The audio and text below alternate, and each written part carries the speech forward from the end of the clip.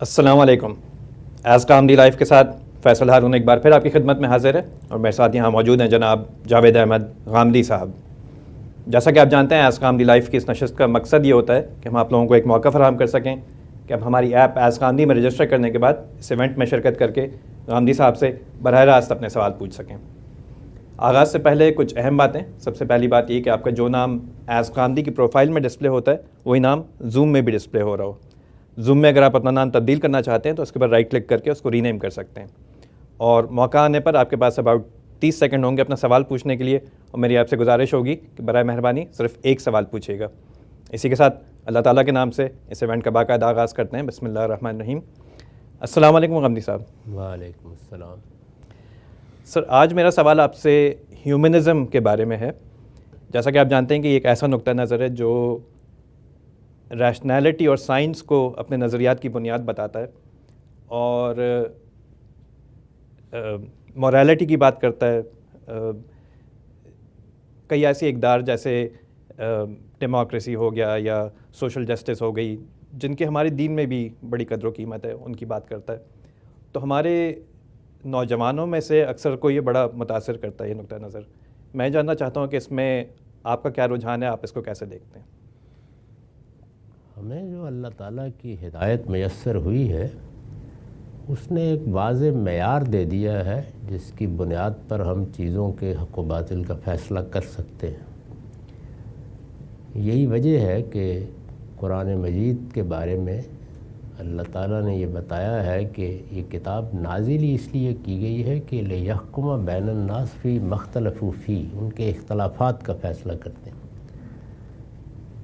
اس کتاب میں پہلی بنیادی بات یہ بتائی گئی ہے کہ اللہ کا دین انسان کی فطرت میں الہام کیا گیا ہے۔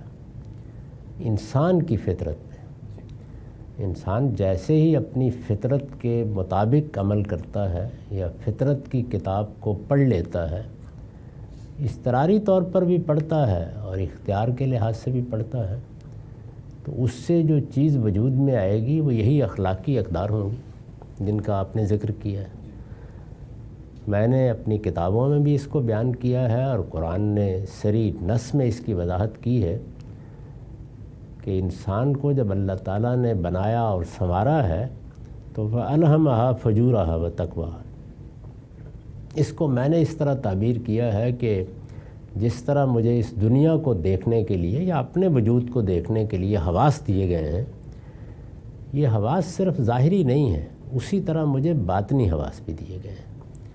یہ باطنی حواس ہیں جن کے ذریعے سے میں اپنے غم کو دیکھتا ہوں، اپنی محبت کو دیکھتا ہوں، اپنی نفرت کو دیکھتا ہوں۔ انہی میں ایک حادثہ اخلاقی بھی ہے جو مجھے یہ بتاتا ہے کہ فلاں چیز اچھی ہے، فلاں چیز بری ہے۔ اس لیے ہمارے نزدیک جس طرح اس کائنات کے بارے میں ہمارا علم ایک وجودی حقیقت ہے، اسی طرح ہمارے اخلاقی وجود کے تقاضے بھی ایک وجودی حقیقت ہے۔ اب دو نقطہ نظر دنیا میں ہوں گے، تیسرا بھی ہو سکتا ہے لیکن وہ تو پھر صرف فساد ہے۔ دو نقطہ نظر ہوں گے، ایک یہ کہ انسان کو جتنا علم دے کے اللہ تعالیٰ نے بھیج دیا ہے اس پہ اکتفا کر لیجیے، اور اس علم کو سامنے رکھ کر مادی دنیا کو تحقیق کا موضوع بنایا جائے اور انسان کے لیے سہولتیں پیدا کی جائیں۔ یہ نقطہ نظر ہے جس کو دور حاضر میں آپ ہیومنزم سے تعبیر کرتے ہیں، یعنی انسان ہی مرکز ہے، جتنا علم انسان کے اندر ودیت ہے وہی بنیاد ہے۔ انسان اس علم کو تحقیق کر کے بڑھا سکتا ہے، لیکن یہ بڑھانے کا عمل بھی انسانی عمل ہوگا، اس میں کوئی خارجی قوت کام نہیں کرے گی۔ تو اس چیز کا ظہور دو شکلوں میں ہوتا ہے، یعنی ایک طرف آپ سائنسی تحقیقات کرتے ہیں، اس سے نئی نئی چیزیں دریافت کرتے ہیں، ایجادات کرتے ہیں، اپنے لیے سہولتیں پیدا کر لیتے ہیں یا اپنے ذوق تجسس کی تسکین کرتے رہتے ہیں، اور دوسری جانب وہ جو بنیادی اخلاقیات انسان کے اندر ودیت ہے اس پر مبنی دنیا کا نظم یا اپنی معاشرت کا نظم قائم کرنے کی صحیح کرتے ہیں۔ تو جن اقدار کا آپ نے ذکر کیا ہے وہ اصل میں وہیں سے پیدا ہوئی ہیں، یعنی کوئی کہہ سکتا ہے کہ یہ انسانی ہے، ہمارے نزدیک یہ الہامی، یعنی اللہ کا الہام ہے جو اندر موجود ہے۔ اس الہام پر آگے کچھ مسائل پیدا ہوتے ہیں۔ یعنی یہ چونکہ بالاجمال ہے تو اس لیے مسائل پیدا کرتا ہے. ان مسائل میں رہنمائی اللہ تعالیٰ نے اپنے پیغمبروں کے ذریعے سے کی ہے. تو ہم انسانیت کو یہ پیغام دیتے ہیں کہ تم بات تو درست کر رہے ہو، لیکن انسان اس رہنمائی کا محتاج ہے، اور وہ رہنمائی ہے جو خاص طور پر مشتبہات میں، اطلاقات میں، اصل منزل تک پہنچنے کے سفر میں تمہارا ہاتھ پکڑے گی. اس کے اپنے دلائل ہیں. تو یہ کوئی متضاد چیزیں نہیں ہیں. ان میں تضاد اس وقت پیدا ہوتا ہے جب آگے کی رہنمائی کو قبول کرنے سے انکار کر دیا جاتا ہے. تو اگر آپ اس کو مان کر آگے بڑھیں اور لوگوں کو یہ دعوت دیں کہ انسانی بنیاد پر جو حقیقت تم دیکھ رہے ہو یا تم نے دریافت کی ہے وہ ایک مانی ہوئی چیز ہے، آؤ اس میں اگر کہیں غلطی ہو رہی ہے تو اس کی اصلاح کر لیں. اگر اس معاملے میں کوئی آگے کی رہنمائی ملی ہے تو اس کو قبول کرنے کے لیے تیار ہو جائیں، اور کوئی ایسی خطا نہ کر بیٹھیں کہ جو انسانیت کی خطا بن جائے. یہ مذہب کا پیغام ہے، یہ دین کا پیغام ہے، یہ اس پر مبنی ہے. مجھے اگر یہ پیغام ہیومنزم کے حامیوں کو دینا ہو تو میں یہ کہوں گا کہ تعالوا الی کلمۃ سواء بیننا و بینکم، آؤ اس بات پر جو ہمارے اور تمہارے درمیان مشترک ہے، لیکن اس مشترک بات میں آگے بھی کچھ مراحل ہیں، وہ پیغمبروں کی رہنمائی میں طے کرنے چاہیے. ٹھیک ہے سر، بہت شکریہ، بات واضح ہوئی. ہم سوالات کی جانب بڑھتے ہیں. سب سے پہلا سوال ہم لیتے ہیں بلال خان سے. بلال، آپ اپنا سوال پوچھ لیجئے. السلام علیکم. وعلیکم السلام. غامدی صاحب، میرا سوال ہے جو بچے چھوٹی عمر میں وفات پا جاتے ہیں تو وہ جنت میں چلے جاتے ہیں، یہ فرمایا جاتا ہے، تو ان کا امتحان تو ہوتا نہیں ہے، تو پھر وہ جنت میں کیسے چلے جاتے ہیں؟ یا کہیں وہ لوگ تو نہیں ہیں جنہوں نے عہد الست کے دوران یہ ذمہ داری اٹھانے سے جو ہے نا چھوڑ دی تھی، یہ ذمہ داری اٹھانے سے؟ ٹھیک ہے، شکریہ. اللہ تعالیٰ نے انسان کو امتحان کے لیے پیدا کیا ہے. وہ جس کا جتنا چاہے لے لے اور جس کو چاہے امتحان سے بری قرار دے دے. امتحان سے بری قرار دینے کے بعد جو بچے جنت میں جائیں گے وہ ظاہر ہے کسی عمل کی بنیاد پر نہیں جائیں گے، اللہ کی عنایت سے جائیں گے. ان کا جنت میں جانا اسی سطح پر ہوگا جو ان کی بچپن کی سطح ہے. یعنی یہ نہیں ہے کہ ان کو بڑے کر کے جنت میں بھیج دیا جائے گا. قرآن مجید نے اس کے لیے تعبیر اختیار کی ہے، ولدان مخلدون، وہ بچے ہی رہیں گے، جیسے وہ تھے ویسے ہی رہیں گے. تو اس لیے اس میں ناانصافی کا کیا کوئی سوال ہے؟ میرا انجام میرے شعور کے لحاظ سے ہے، ان کا انجام ان کے شعور کے لحاظ سے. بالکل ٹھیک ہے جی. اگلا سوال ہم لیتے ہیں نور خان کا. نور، اپنا سوال پوچھ لیجئے.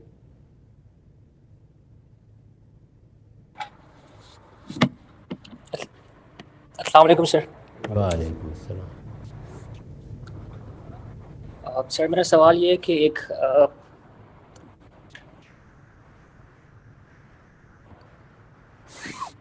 نوجوان جس کی عمر 20 سال ہے، وہ یہ کیسے ڈیسائیڈ کرے کہ اس کی اصل صلاحیت کیا ہے، اور وہ اپنے کیریئر کا انتخاب کیسے کرے، اور یہ بنیادی فیصلہ مطلب کیا دیکھ کے کرے، مطلب کیا چیزیں ہیں جن کو دیکھ کے کرے؟ Thank you. ہمارے تمام فیصلوں کی بنیاد صحیح و خطا ہوتی ہے، ٹرائل اینڈ ایرر. یعنی ہم کسی چیز کے بارے میں ایک رجحان محسوس کرتے ہیں، اس کا تجربہ کر کے دیکھتے ہیں، اگر اس میں کامیابی ہوتی ہے تو آگے بڑھ جاتے ہیں. انسان کا علم ایسے ہی حاصل ہوتا ہے. اس میں خارج کی رہنمائی بھی مل جاتی ہے. ایسا ہوتا ہے کہ بعض اوقات آپ کے والدین، آپ کے اعزاء اقربا، آپ کا کوئی دوست، آپ کے اساتذہ وہ رہنمائی کر دیتے ہیں، اور جب وہ رہنمائی کرتے ہیں تو انسان قبول کر لیتا ہے. اسے محسوس ہوتا ہے کہ یہ صحیح بات کہہ رہے ہیں. یہ قبول کر لینا بھی اسی صحیح و خطائی کے لیے ہے. یعنی جب آپ قبول کر کے آگے بڑھیں گے تو یا وہ فیصلہ صحیح محسوس ہوگا یا اس کی غلطی واضح ہو جائے گی. صحیح و خطا کے سوا انسان کے فیصلہ کرنے کی اور کوئی صورت نہیں. کسی پہ اعتماد کر کے آپ نے کسی کی بات مان لی وہ ایک الگ بات ہے، لیکن صحیح فیصلہ کرنے کے لیے صحیح و خطا، ٹرائل اور ایرر کا طریقہ اختیار کیا جاتا ہے. جو کچھ آپ کو بظاہر لگتا ہے کہ یہ صحیح ہے، وہاں سے آپ بات کی پتہ کر دیتے ہیں. غلطی واضح ہو گئی تو رجوع کر لیتے ہیں. اسی لیے اللہ تعالیٰ نے اپنے پیغمبروں کو جو علم دیا ہے، جو ہمارے پاس اس وقت قرآن مجید کی صورت میں ہے، اس کے اللہ تعالیٰ کی طرف ہونے کی پہلی دلیل ہی یہ ہے کہ وہ صحیح و خطا سے وجود میں نہیں آیا۔ انسانی علم اور انسان کے فیصلے سب صحیح و خطا کا نتیجہ ہوتے ہیں۔ وہ ایک کوشش کرے گا، پھر اس سے کچھ قدم آگے بڑھے گا، پھر اس کی غلطی واضح ہوگی، پھر کچھ اور قدم آگے رکھے گا۔ کسی بڑے سے بڑے انسان کو دیکھ لے، ارسطو، افلاطون ہوں، بڑے سے بڑے شاعر و ادیب ہوں، فردوسی، غالب، حافظ، سب کے سب اسی سے گزر رہے ہیں۔ سائنس، فلسفہ، ہر چیز، سائنس، فلسفہ، ہر چیز اس سے گزر رہی ہے۔ انبیاء علیہم السلام اس سے مستثنیٰ ہوتے ہیں، یعنی ان کے ہاں صحیح و خطا کے کوئی آثار نہیں ہوتے، کسی درجے میں نہیں ہوتے، یعنی کوئی شائبہ بھی نہیں ہوتا اس کا۔ یہی وجہ ہے کہ رسول اللہ صلی اللہ علیہ وسلم کی پہلے 40 سال کی زندگی بالکل اس صحیح و خطا سے آخری درجے میں خالی ہے، یعنی وہ ایک عام انسان کی زندگی، نہ اس میں کوئی شاعری کی مشق ہو رہی ہے، نہ اس میں کوئی فکر و خیال کے حلقے بن رہے ہیں، نہ کوئی شخص اپنے باطن کے علم کا اظہار کر رہا ہے، نہ لوگ دیکھ کر کہہ رہے ہیں کہ یہ تو کوئی بڑے عالم فاضل بننے والے ہیں، کچھ نہیں، بالکل خالی، یک بے یک قرآن نازل ہونا شروع ہو جاتا ہے۔ تو اسی لیے قرآن مجید نے خود اس کو ایک معیار کے طور پر بیان کیا ہے کہ میری زندگی دیکھ لو، فقط لبثت فیکم عمرہ، میں تمہارے درمیان ایک اچھی خاصی عمر گزار چکا ہوں۔ کیا تم نے کبھی دیکھا، کوئی آثار دیکھے اس کے؟ نہیں دیکھے تو غور کرو میری بات پر۔ تو صحیح و خطا ہے میرے بھائی، بس اسی سے آپ جانتے ہیں کہ آپ کیا صلاحیت رکھتے ہیں، کون سی صلاحیت برابر ہوگی۔ اس میں غلطی بھی ہو جاتی ہے، بالکل اسی طرح جس طرح بڑے سے بڑے فیصلوں میں غلطی ہو جاتی ہے، پھر آدمی اس کی اصلاح کر لیتا ہے۔ ہمارے ہاں البتہ یہ طریقہ ہے کہ اماں کہتی ہے تم فلاں بنو گے، تو اس سے اجتناب کرنا چاہیے۔ ٹھیک ہے سر، بہت شکریہ، بڑے اچھے طریقے سے آپ نے بات کو واضح کیا۔ اگلا سوال ہم لیتے ہیں عافیہ خان کا۔ عافیہ اپنا سوال پوچھ لیجئے۔ السلام علیکم ورحمۃ اللہ۔ وعلیکم السلام۔ ابھی رمضان گزرا ہے اور اس میں یعنی ہم دیکھتے ہیں کہ تراویح یا قیام اللیل کے موقع پر اکثر ان لوگوں پر بہت ہی رشک آتا ہے جو قرآن کو سنتے ہیں اور ان کا رونا ہی نہیں رکتا، لیکن میجورٹی جو ہوتی ہے وہ بس سن کے اور ختم ہو جاتی ہے، اور جو روتے ہیں ان میں سے اکثر یہی ہوتا ہے جن کا پتہ بھی ہوتا ہے کہ ان کو عربی کا کچھ پتہ نہیں ہے اور سمجھ نہیں آ رہا ہوگا۔ تو اب یعنی کیا یہ ہمارے دلوں کی سختی ہے یا ہمارے اپنے اعمال ہیں کہ ہمیں اللہ کا کلام سن کے بھی کچھ بھی نہیں ہوتا؟ اور کیا اللہ تعالیٰ کے سامنے جھوٹ موٹ کا رونا یا پریٹینڈ کرنا، کیا یہ منافقت ہے یا جائز ہے؟ شکریہ، اس میں ہم اپنے دلوں کو کیسے نرم کریں؟ شکریہ۔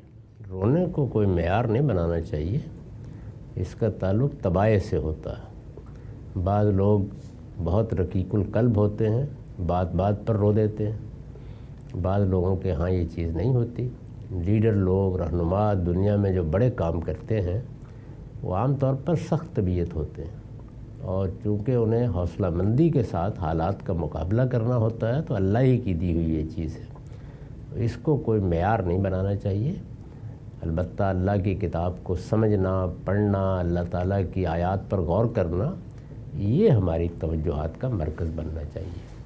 اس سے کچھ لوگ ہوں گے کہ جن کو ایک نشاط کا احساس ہوگا، کچھ اطمینان کی کیفیت پہ آئیں گے، کچھ کے اندر تجسس پیدا ہوگا، وہ مزید علم حاصل کریں گے۔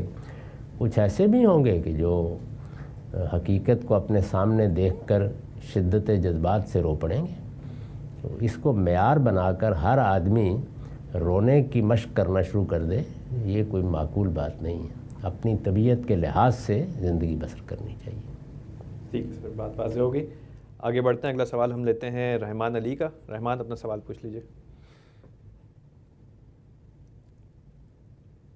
رحمان علی۔ ہلو، السلام علیکم۔ وعلیکم السلام۔ اچھا، میرا سوال یہ ہے کہ ہمارا جو دور چل رہا ہے، اس میں موبائل کا زمانہ ہے، اس میں دوستیاں ہو جاتی ہیں، افواجوں کا بندہ اس طرح کی ایک رائے گزارا ہوتا ہے کہ سالوں سال بندہ گزار لیتا ہے انہی فضول کاموں میں۔ اب آپ لوگوں کا دور ایسا ہوتا ہے کہ جیسے کہ اس میں یہ چیزیں نہیں تھی، ہم نے اپنے ماں باپ کو دیکھا، بڑا ایک لگتا ہے کہ انہوں نے زندگی کو ایک گزارا ہے، قیمتی مانا، یا انہوں نے چلو اپنے آپ کو پاکیزگی کی طرف بہت زیادہ رکھا۔ اب جو ہمارا دور ہے، اگر مان لیں کہ ایک انسان 40-45 سال کا اگر ہو گیا اور اس نے کوئی لائف میں کچھ چنگا کام، مطلب اچھا کام نہیں کیا، لیول کا کوئی کام نہیں کیا، اس نے اپنے آپ کو بہت زیادہ ویسٹ نہیں کیا، تو اب وہ اس کو یہ حقیقت واضح ہو گیا کہ دنیا دوبارہ تو نہیں ملے گی، میں کچھ بڑا کر جاتا، میں اس میں کچھ ایسا کر جاتا کہ میں آگے سپر ہو سکوں، تو وہ اب کیا کرے، وہ مطلب اس کو کیا کرنا چاہیے، میں وہ اسٹیپس جاننا چاہوں گا. ٹھیک ہے، شکریہ، بہت شکریہ. یہ آواز کچھ واضح نہیں تھی، اس لیے بس میں اندازہ کر سکتا ہوں کہ کیا بات انہوں نے کہی ہے. غالباً یہ کہہ رہے ہیں کہ اس وقت لوگوں کے ہاتھوں میں موبائل ہیں اور یہ ان کو مصروف کیے رکھتے ہیں، جی لایانی حرکتوں میں اور لایانی چیزوں میں بہت وقت گزر جاتا ہے. جی جی تو ایسا نہ ہو کہ وہ وقت آ جائے کہ آدمی پچھتائے. اللہ کا شکر کیجئے کہ آپ کو اس کا احساس ہے. بس جب یہ احساس ہو جائے تو کوشش کرنی چاہیے کہ اپنے اوقات کو منظم کریں. کوئی چیز بھی اپنی ذات میں غلط نہیں ہوتی، یہ اللہ کی نعمتیں ہیں. اللہ جب نعمتیں دیتا ہے تو دنیا کے قاعدے میں یہ امتحان ہی کے لیے ملتی ہیں. اس امتحان کو ہمیشہ سامنے رکھنا چاہیے. اولاد جیسی نعمت دے کر اللہ تعالیٰ فرماتے ہیں کہ انما اموالکم و اولادکم فتنہ، یہ بھی تمہارے لیے ایک امتحان ہے. انسان بسا اوقات اپنی اولاد کے ساتھ ایسا مشغول ہو جاتا ہے کہ وہ حق و باطل کی تمیز کھو بیٹھتا ہے. تو ہر چیز اپنے اندر یہ امتحان کا پہلو رکھتی ہے. یہ نئی ایجادات بڑے فائدے رکھتی ہیں، انہوں نے انسانوں کو بہت کچھ علم دیا ہے، علم کا ذریعہ بن گئی ہیں، بہت سی خرافات سے انہوں نے نجات دلا دی ہے. اس کے ساتھ بہت کچھ لے کر بھی آ گئی. یعنی یہ تو ہر چیز کے ساتھ دونوں باتیں لگی ہوتی ہیں. تو اس لیے اپنا محاسبہ کر کے جب آپ کو شعور ہو جائے تو کوشش کریں کہ منظم کریں. چیزوں کو چھوڑ دینے کا طریقہ صوفیانہ ہے، ان کو منظم کریں، قاعدے میں لائیں، اپنے اوقات کو منظم کریں، جو وقت آپ دیتے ہیں اس کو منظم کریں. تو آہستہ آہستہ انسان ایک تنظیم کے ساتھ زندگی بسر کرنے کا عادی ہو جاتا ہے. اسی کو قرآن کی اصطلاح میں تقویٰ کہتے ہیں، حدود کے اندر رہ کر زندگی بسر کرنا. یعنی کسی چیز کو بھی بے لگام نہ ہونے دیں، اپنے آپ کو بھی شترے بے مہار نہ بننے دیں. اس میں ایک پہلو ان کے سوال کا یہ بھی تھا کہ پچھلی جنریشنز کو یہ ڈسٹریکشنز اتنی نہیں تھیں، ان کی جنریشن کو زیادہ ہیں، تو اس کے اوپر کیا فرمائیں؟ یہ ایسی باتیں لگتی ہیں. پچھلی جنریشن سے میں تعلق رکھتا ہوں اور میں نے اپنی زندگی کے ابتدائی 16 سال کم و بیش دیہات میں بسر کیے ہیں، بلکہ جنگلوں میں بسر کیے ہیں. میں آپ کو بتا سکتا ہوں کہ وہاں کیا چیزیں ہوتی ہیں. ہر جگہ کچھ نہ کچھ اللہ کا امتحان ایسے ہی باقی ہوتا ہے. ٹھیک ہے سر، بہت شکریہ. اگلا سوال ہم لیتے ہیں رحمان علی کا. رحمان اپنا سوال پوچھ لیجئے.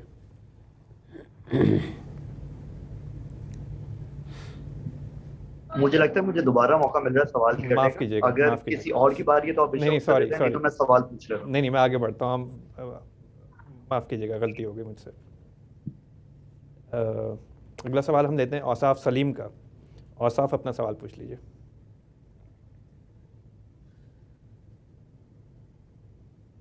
اوصاف سلیم اپنا سوال پوچھ لیجیے. السلام علیکم. وعلیکم السلام. وعلیکم السلام.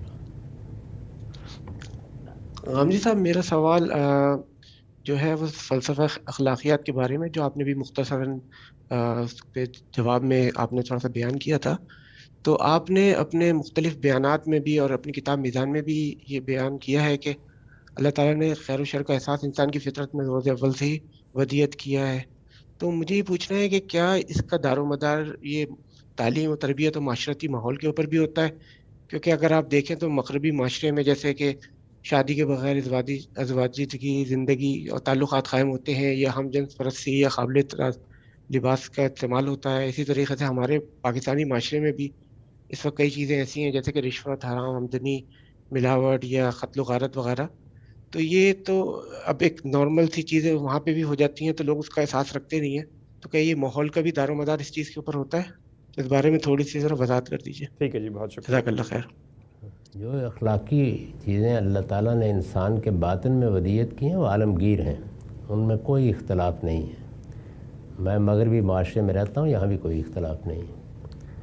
یہ بحث باہر سے سنی سنائی باتیں ہیں جن کو لوگ بیان کرتے ہیں. اختلاف بنیادی اخلاقیات میں نہیں ہوتا.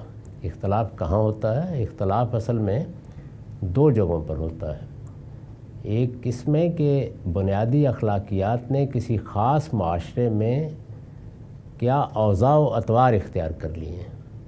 یعنی ایک بات کہی گئی تھی، اس بات کو لوگوں نے جب برتنا شروع کیا یا اس پر عمل کرنا شروع کیا تو اس سے کچھ اوضاع وجود میں آ جاتے ہیں.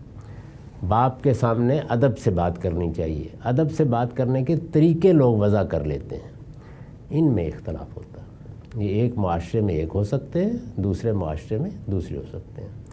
اسی طرح ایک بڑی بحث ہے جو دور حاضر میں نہیں، قدیم ترین زمانے سے جاری ہے، وہ یہ کہ جنسی نوعیت کے معاملات میں جو انحرافات ہوتے ہیں ان انحرافات کو کیا ریاست روک سکتی ہے یا مسلمانوں کا یا غیر مسلموں کے معاشرے کو اسے روکنا چاہیے. یہ بحث ہے. یعنی یہ انسان کا شخصی معاملہ ہے جس میں اگر وہ کچھ کرتا ہے تو بس اس پر اس کو چھوڑ دینا چاہیے، یا معاشرے کو، ریاست کو، نظم کو اس میں اپنا کردار ادا کرنا چاہیے. یہ بحث یہ ہے، اس کو لوگ اختلاف پر محمول کر لیتے ہیں.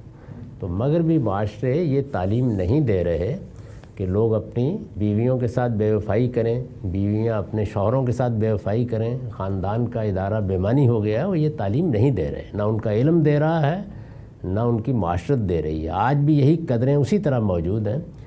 بات اصل میں یہ ہے کہ اگر اس سے انحراف کیا جاتا ہے تو کیا معاشرے کو اس میں مداخلت کرنی چاہیے. یہ ہے بحث. بحث کو اس کی صحیح جگہ پہ رکھیے ہمیشہ. مطلب ایک ایکسیپٹنس ہو جاتی ہے معاشرے کے اندر، مگر یہ کہ اس کا یہ مطلب نہیں ہے کہ اس کو درست سمجھا جاتا ہے. ایکسیپٹنس کا مطلب یہ ہے کہ معاشرہ اس کو آپ کا شخصی معاملہ سمجھ کر اس میں مداخلت نہیں کر رہا. ٹھیک ہے. ایکسیپٹنس کے معنی بھی یہ ہے. یعنی ایکسیپٹنس کا مطلب یہ نہیں ہے کہ وہ چیز درست قرار دے دی گئی ہے، یہ آپ کا شخصی معاملہ ہے. آپ اگر انحراف کرنا چاہتے ہیں تو آپ جانیں، آپ کے گھر والے جانیں، آپ کی بیوی جانیں، آپ کے بچے جانیں. تو بہت سے معاملات ہیں نا جن میں ہم بھی یہ رویہ اختیار کرتے ہیں، لیکن ہمارے دین میں چونکہ یہ بتا دیا گیا ہے کہ یہ محض گناہ نہیں ہے، یہ جرم بھی ہے، اس لیے اس کے استحصال کے لیے معاشرے کو کردار ادا کرنا چاہیے.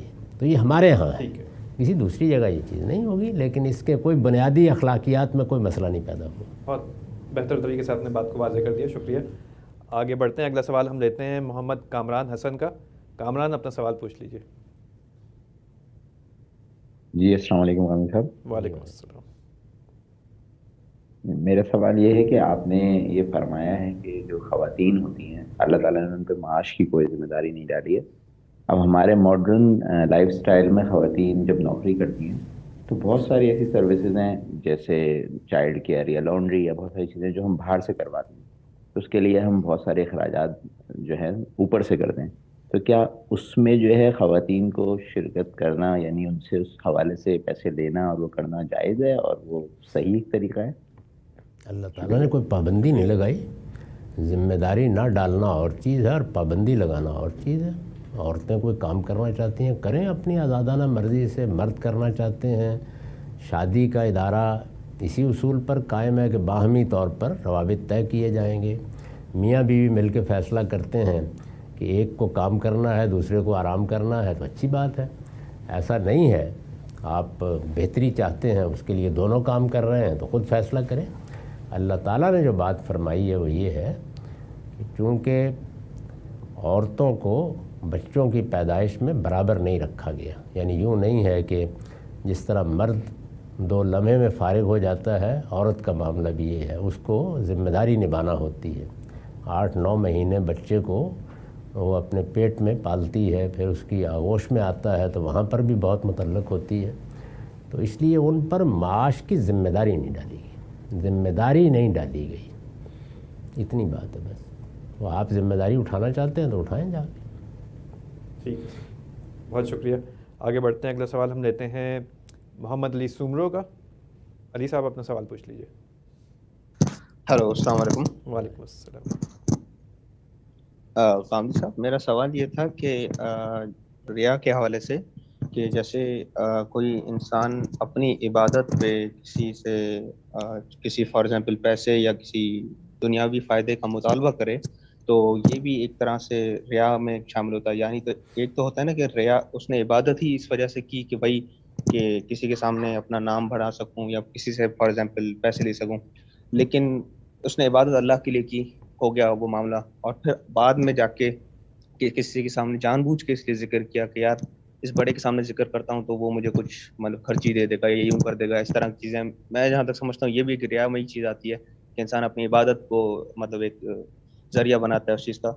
اب سوال یہ ہے کہ فار ایگزامپل ایک انسان جو نماز پڑھنے گیا یا ایک بچہ یا کوئی بھی ایک بڑا عاقل انسان نماز پڑھنے گیا، کسی بزرگ نے اس کی برابر میں کھڑے نماز دیکھی، اچھی لگی، تو وہ اپنی طرف سے کوئی خرچی اسے دیتا ہے کہ تم نے نماز بہت اچھی پڑھی ہے اس وجہ سے تم خرچی لو، تو کیا اس کا یہ قبول کرنا یہ چیز جائز ہوگی یا یہ بھی ایک اس طرح کی ریا میں چیز آئی؟ کیونکہ لغوی طریقے سے دیکھا جائے تو دونوں میں کیا کہا جا سکتا ہے کہ عبادت پر فائدہ لینا.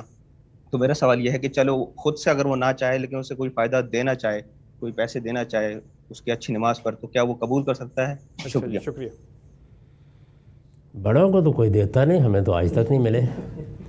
بچوں کو آپ ان کی حوصلہ افزائی کے لیے کچھ دیتے ہیں، بچے بچے ہوتے ہیں، نہ دینے میں کوئی حرج ہے نہ لینے میں کوئی حرج ہے. جب آپ بڑے ہو جاتے ہیں تو پھر شائستگی سے اگر کوئی آپ کو پیسے دیتا ہے، یہ حادثہ ویسے ہمیں تو پیش نہیں آیا کبھی، لیکن اگر آ جائے پیش تو شائستگی سے کہہ دیں کہ میں نے نماز اللہ کے لیے پڑھی ہے، اس کے لیے مجھے پیسے نہیں چاہیے. تو بچوں اور بڑوں میں فرق کرنا چاہیے. بچوں کو تو مائیں روزہ رکھواتی ہیں، اسی طرح نماز کے لیے کہتی ہیں، ان کو بعض اوقات ترغیب بھی دینا ہوتی ہے. بچے کو سکھائی جاتی ہیں چیزیں، اور وہ ان عبادات کا مکلف بھی نہیں ہوتا. وہ اگر مسجد میں گیا ہے، نماز پڑھی ہے، روزہ رکھوایا ہے، تو وہ اس پر فرض نہیں تھا. ہم اس کو تربیت دینے کے لیے یہ سب چیزیں سکھا رہے ہوتے ہیں. چنانچہ میرے خیال میں جو مثال آپ نے دی ہے وہ مثال صحیح نہیں ہے. بچوں کے ساتھ یہ معاملات کرنے میں کوئی حرج نہیں، بچوں کے لینے میں کوئی حرج نہیں. بچوں پر دین نافذ نہیں کرنا چاہیے اس طریقے سے. بڑے ہو گئے ہیں آپ، باشعور ہیں، تو آپ کو معذرت کر دینی چاہیے کہ یہ میں نے نماز اللہ کے لیے پڑھی ہے، میں کیوں اس کا معاوضہ لوں گا. اس میں ایک اور خلط مبش لوگ یہ پیدا کرتے ہیں کہ ایک چیز ہے عبادت اور ایک چیز ہے اس عبادت سے متعلق کوئی معاشرتی ذمہ داری. جیسے ہم نے اپنے محلے میں ایک مسجد بنائی ہے، نماز تو ہر مسلمان پر فرض ہے، مجھے بھی پڑھنی ہے اور امام صاحب کو بھی پڑھنی ہے، لیکن مسجد کے اہتمام کے لیے کسی شخص کو ہم نے مقرر کر دیا کہ تم وقت پر آؤ گے، وقت پر آ کر یہاں اذان دو گے، لوگوں کی امامت کرو گے. یہ ذمہ داری ہے جس کا اس کو معاوضہ دیا جاتا ہے. وہ نماز پڑھنے کا یا پڑھانے کا معاوضہ نہیں ہوتا. یعنی ایک ذمہ داری دیتی ہے، پابند کر دی ہے، وہ آپ کا پابند نہیں ہے، وہ بالکل جائز ہے، اس میں کوئی معنی نہیں. اسی طرح سے جو علمی ادارے ہیں ان میں لوگ ملازمت کرتے ہیں، جیسے اساتذہ ہیں وہ کسی ادارے میں پڑھاتے ہیں، وہ دین پڑھا رہے ہیں، اسلام پڑھا رہے ہیں، کوئی حرج کی بات نہیں. خود خلفائے راشدین نے بڑے بڑے معاوضے قاضیوں کو دیے، حالانکہ قضا بھی تو ایک نیکی کا کام ہے نا. مجاہدین کے بارے میں تو اللہ تعالیٰ دے رہے ہیں، فرما رہے ہیں کہ تم جہاد میں اترے ہو، میں نے بڑی غنیمتیں تمہارے لیے رکھی ہوئی ہیں.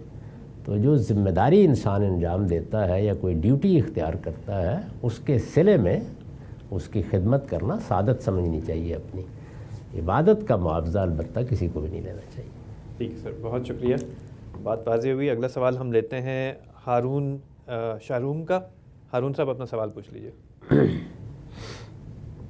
السلام علیکم سر. وعلیکم السلام. سر میرا کوشچن یہ تھا کہ جب حضور پاک کے زمانے میں جب کوئی بات محلہ اختلاف ہوتی تھی تو صحابہ پر لازم تھا کہ وہ جا کے آپ سے کوشچن پوچھیں. تو میرا کوشچن یہ تھا کہ آج کے زمانے میں جب کہ حضور پاک نہیں ہے پر ان کی ٹیچنگز حدیث کے ذریعے سے ہمارے علماء کے پاس موجود ہیں، تو کیا سر اس بنیاد پر کیا مجھ پر بھی لازم ہے کہ اگر مجھے کوئی بھی مسئلہ جب کوئی پیش آئے تو میں کسی علماء کے پاس جا کے پوچھوں کوئی بھی مسئلہ؟ نہ یہ صحابہ کے لیے لازم تھا نہ آپ کے لیے لازم ہے، اس کی ترغیب دی گئی. دو باتوں میں ہمیشہ فرق کرنا چاہیے. یعنی کوئی اختلاف پیش آ گیا ہے، انسان اپنے علم و عقل کی روشنی میں کوئی فیصلہ کرتا ہے. صحابہ بھی ایسے ہی کرتے تھے. ان کو ترغیب دی گئی کہ اللہ کا پیغمبر موجود ہے، اگر کوئی معاملہ ایسا درپیش ہو تو آ کے معلوم کر لو. لیکن ہمیں معلوم ہے کہ بہت سی چیزوں کے بارے میں صحابہ نے آراء قائم کی، اپنی بات کہہ دی، اور بعد میں ان کے علم میں آیا کہ اس میں فلاں شخص نے رسول اللہ سے پوچھا تھا، آپ نے یہ جواب دیا تھا۔ تو وہاں بھی بالکل وہی طریقہ اختیار کیا گیا جو فطری طریقہ ہے۔ کوئی مسئلہ پیش آیا ہے، ہم غور کریں گے، علم و عقل کی روشنی میں بعض اوقات کوئی تردد نہیں ہوتا، رائے قائم کر لیں گے۔ اللہ کا پیغمبر موجود ہو تو پوچھنا ہی چاہیے جا کے۔ یہی صورتحال اس وقت بھی ہوگی، یعنی اگر کوئی مسئلہ درپیش ہے، آپ نے کوئی رائے قائم کر لی، ایک عام آدمی کی بات کر رہا ہوں میں، کسی عالم کی بات نہیں کر رہا، ایک رائے قائم کی کہ یہ بات اس طرح ہے، عام آدمی علم و عقل کی روشنی میں جو علم اسے حاصل ہے، جتنی عقل اللہ نے اس کو دی ہے، ایسی رائے قائم کر لیتا ہے، وہ عمل کرے اس پر۔ کسی نے توجہ دلائی، کسی نے غلطی کی طرف متنبہ کیا، اب کوئی اختلافی چیز سامنے آ گئی تو یہ بالکل درست ہے کہ اہل علم ہی سے رجوع کرنا چاہیے۔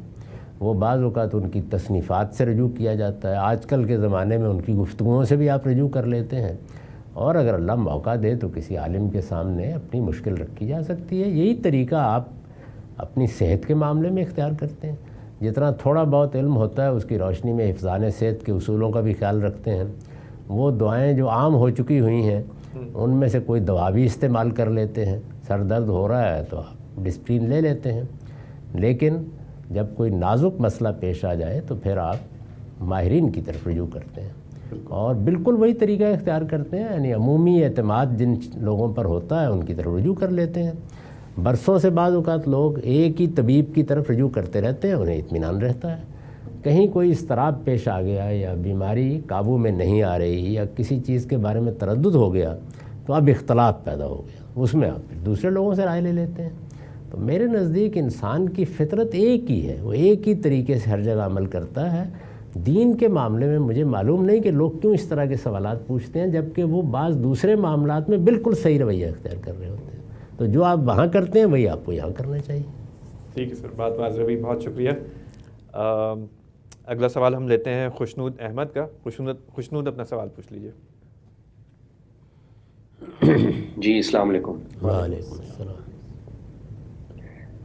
غامدی صاحب، میں نے ایک نشست میں آپ سے تصوف کے بارے میں ایک سوال پوچھا تھا جس کے جواب میں آپ نے یہ فرمایا کہ صوفیوں کے علم نفسیات سے فائدہ اٹھانا چاہیے لیکن باقی جو ان کے عقائد ہیں یا کچھ پریکٹسز ہیں ان سے دور رہنا چاہیے۔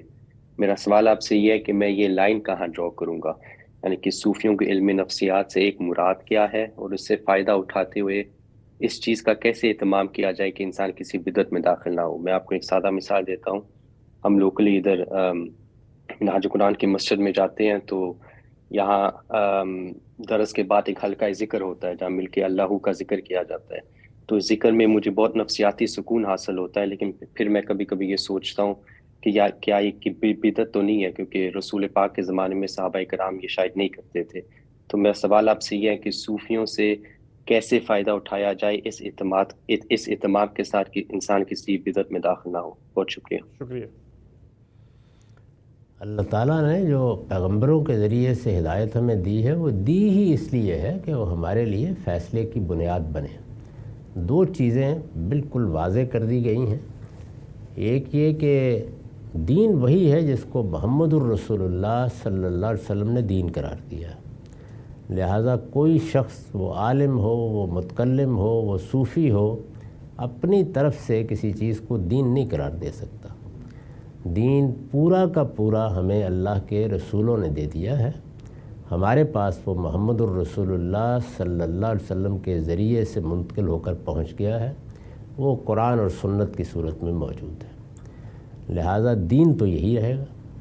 میں نے اس طرح کا اسلوب تو نہیں اختیار کیا کہ فلاں چیز سے آپ دور رہیے، نہیں، فلاں چیز کے بارے میں متنبع رہیے، یعنی ایسا نہ ہو کہ آپ دین کے خلاف کوئی چیز اختیار کر لیں۔ متنبع ہونے کا مطلب یہ ہوتا ہے کہ بے سوچے سمجھے قبول نہ کریں، نہ بے سوچے سمجھے رد کریں، اچھی طرح سمجھ کر سوچ کر چیزوں کو اختیار کریں، یا کسی چیز کو ترک کرنا ہے تو ترک کریں۔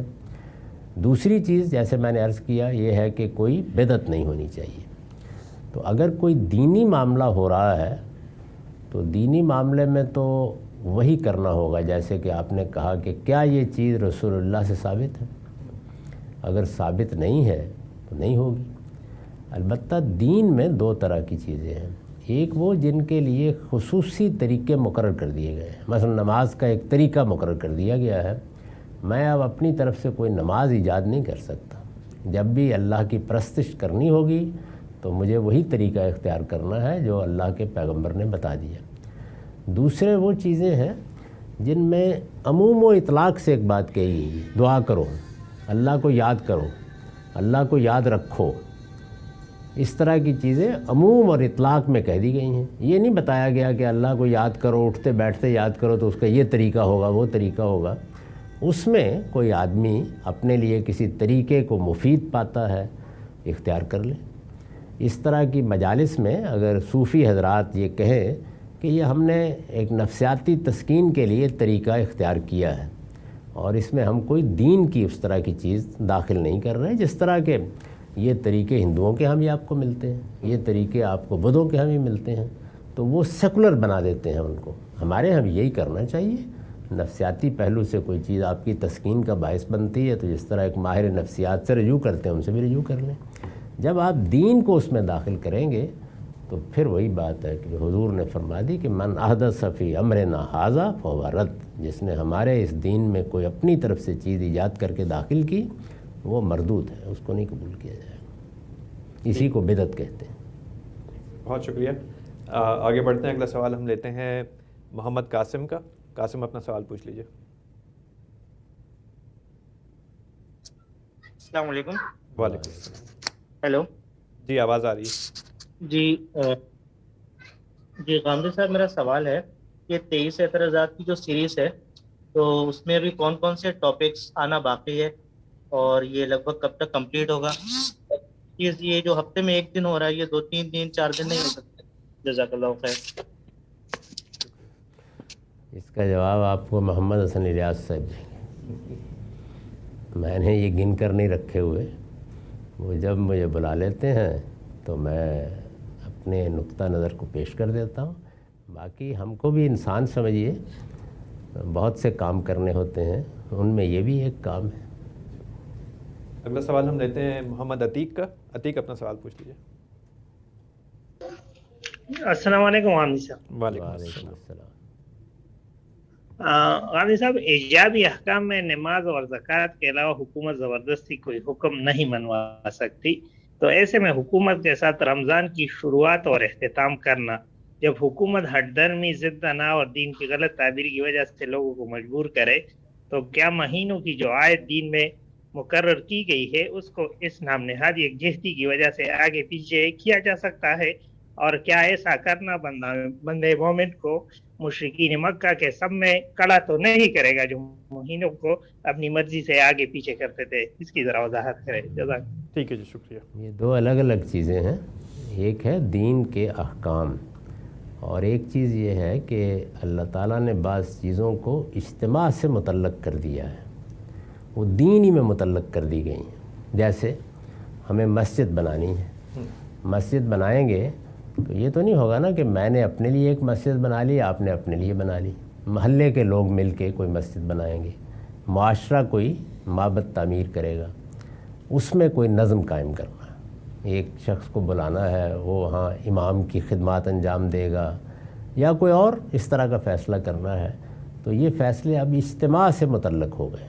ٹھیک ہے۔ اسی طرح رمضان کا اعلان کرنا ہے، رمضان کیا شروع ہو گیا، میں تو بارہا یہ کہہ چکا ہوں کہ یہ ضرورت ختم ہو گئی۔ سائنس کی تحقیقات نے ایسی صورت پیدا کر دی ہے کہ اب آپ کیلنڈر بنائیے اور لوگوں کو دے دیجئے، یہ مسئلہ ہی ختم ہو چکا ہے۔ لیکن پرانے زمانے میں تو یہ مسئلہ تھا، آپ کو معاشرے کی سطح پر فیصلہ کرنا ہوتا تھا۔ عید میں تنہا تو نہیں پڑھ سکتا، یہ سب نے مل کے کرنا ہے، تو وہ کام جو اجتماعی نوعیت کے ہیں، عید کی نماز ہے، عید کا اعلان ہے، رمضان کا اعلان ہے، جمعہ کا انعقاد ہے، یہ اجتماعی معاملات ہیں، یہ معاملات انفرادی نہیں ہیں۔ جب اجتماعی ہیں تو وہاں فیصلہ بھی اجتماع کا نافذ ہو جائے گا، میں بھی اس کی پیروی کروں گا، آپ بھی اس کی پیروی کریں گے۔ یہ وہ چیز نہیں ہے کہ مجھ سے کوئی مطالبہ کیا جا رہا ہے کہ تم فلاں کام لازماً کرو یا نہ کرو، یہ مسئلہ ہی اجتماع سے متعلق ہے، یعنی یہ مسئلہ مجھ سے متعلق ہی نہیں ہے۔ نہ میں اپنے طور پر عید کا فیصلہ کر سکتا ہوں، نہ میں اپنے طور پر مسجد کا امام مقرر کر سکتا ہوں اور اپنی ایک الگ مسجد اپنے دروازے پر بنا سکتا ہوں، جیسے کہ عام طور پر بعض مذاہب میں ایک مندر بنا کے سامنے رکھ لیا جاتا ہے۔ یہ ہمارے دین میں جو چیزیں اجتماع سے متعلق، اور وہ چند چیزیں ہیں، ان میں اجتماعی فیصلے کی پابندی کی جائے گی. وہ فیصلہ غلط ہے تو اس پہ ہم تنقید کریں گے، تنقید سے باز نہیں آئیں گے، اور شدت کے ساتھ تنقید کریں گے، توجہ دلائیں گے، غلطی واضح کریں گے، پیروی اسی کی کریں گے. اس میں اللہ کے پیغمبر ہی نے ہمیں یہ تعلیم دی اور اللہ تعالیٰ نے تعلیم دی ہے اور بتا دیا ہے کہ اطیعوا اللہ و اطیعوا الرسول وَأُولِي الْأَمْرِ مِنْكُمْ. جو نظم اجتماعی ہے اس کی اطاعت کی جائے گی اجتماعی معاملات میں. انفرادی معاملات میں ہم آزاد ہیں، جو چاہے کریں. اجتماعی معاملات میں ان کی پیروی کی جائے گی. اگر کوئی نزاع ہے تو اس نزاع کے فیصلے کے لیے اللہ اور رسول کی طرف رجوع کیا جائے گا جب وہ موجود تھے. آج نہیں تو ان کا دین موجود ہے، اس کی ہدایت موجود ہے، وہ رکھیں گے سامنے. لیکن رجوع کریں گے تو انہوں نے ماننا ہے. مان لیں گے تو الحمدللہ، نہیں مانیں گے تو بغاوت کا طریقہ اختیار نہیں کیا جائے گا. ٹھیک ہے سر، بہت شکریہ. آج کا آخری سوال لیتے ہیں رافیہ خواجہ سے. رافیہ اپنا سوال پوچھ لیجیے.